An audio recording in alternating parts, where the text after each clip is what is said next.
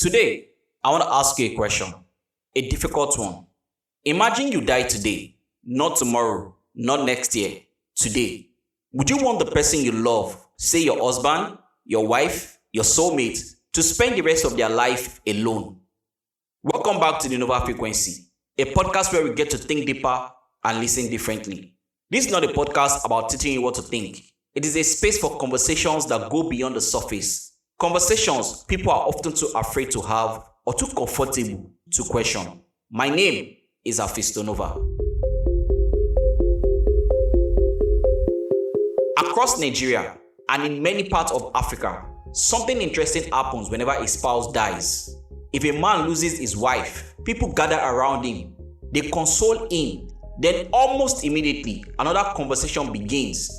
You need someone to take care of the children. A man cannot stay forever. Life must continue. You are still young. Nobody accuses him of forgetting his wife. Nobody says, if you truly loved her, remain single forever. Nobody questions whether his tears were genuine. Life, they say, must continue. But something changes when the person grieving is a woman, a widow. Suddenly, time moves differently. If she remarries too soon, people will whisper, did she ever love her husband? She's moving on too quickly. The body is barely cold. Look at her. Women don't even know how to mourn anymore. And sometimes, those whispers doesn't come from strangers. They come from family, friends, church members, and even other women. Why? Why does love seem to have different rules depending on who survives? Maybe the question isn't, should widows remarry? Maybe the real question is, why do we expect women to remain emotionally married to dead men? Think about that. The marriage ended, not because of divorce, not because of betrayal. Death ended it. Yet, somehow, society expects the surviving woman to continue carrying the emotional responsibilities of a marriage that no longer exists. Why? Let's go deeper. When a woman loses her husband, she doesn't just lose a person.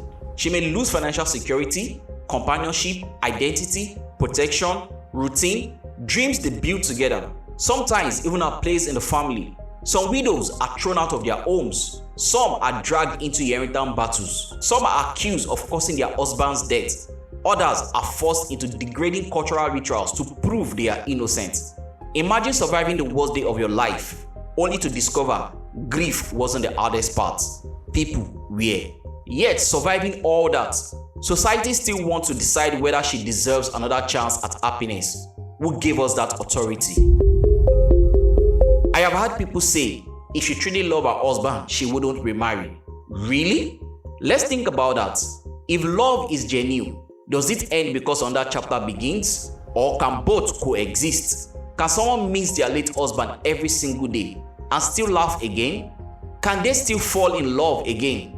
Can they still build another family without betraying the first? I think they can, because moving forward is not the same thing as moving on, and moving on is not the same as forgetting. Maybe we have misunderstood love. Maybe we think loyalty means remaining frozen in pain. Maybe we have mistaken grief for proof of love, as though suffering forever somehow honors the dead. But does it? Imagine your spouse standing before you today, knowing they were about to die. Would you really say, I hope you remain lonely for the rest of your life? Would genuine love demand that?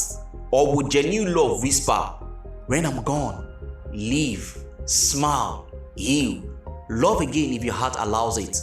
Isn't that what love does? Doesn't love want life even after death? Now, before someone misunderstands me, I'm not saying grief has an expiring date. It doesn't. Everyone mourns differently. Some people remarry after 2 years, some after 10 years, some never do. Every journey is personal. This episode is not about telling widows when they should move on. It's about asking why strangers think they should decide.